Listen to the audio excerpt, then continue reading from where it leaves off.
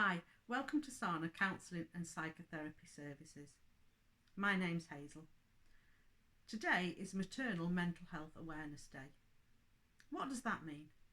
Well, for me, it meant coping with losing a baby at full term in 1990. My son James was stillborn. If you add to that, previously I'd lost 2 babies within the first 12 weeks of my pregnancy. So when I went to the hospital when I was pregnant with a baby, you could tell it was my file. It was this thick. After having lost James and having had the stillbirth, I then went on to have 2 other healthy children.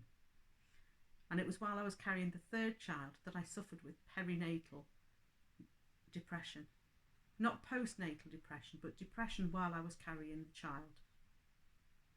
And that's quite difficult because everybody expects you to be full of the joys of spring because you're having a baby. But if you've already lost one, then some of that joy is taken away.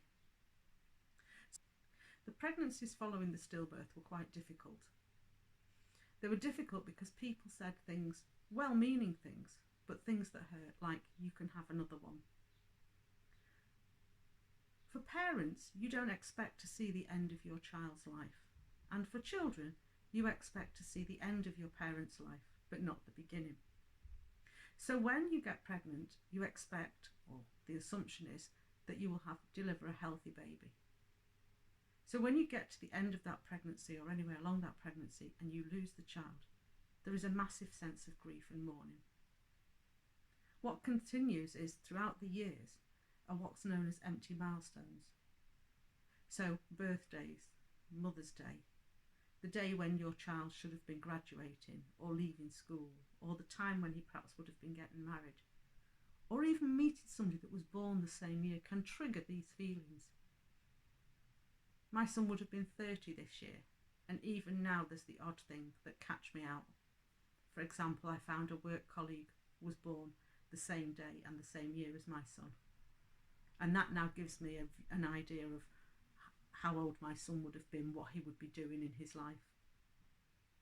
Unless you've walked that path, it's quite difficult for therapists and counsellors to understand exactly the depth of the grief. It isn't like losing a parent, it isn't like losing a pet, and it isn't like losing a partner, although they're all as equally devastating. The loss of the baby hits hard. So if you'd like me to help you coping with the loss of your baby, or even during your next pregnancy, or even if it's causing a problem between you and your partner, which it quite often can do, please get in touch.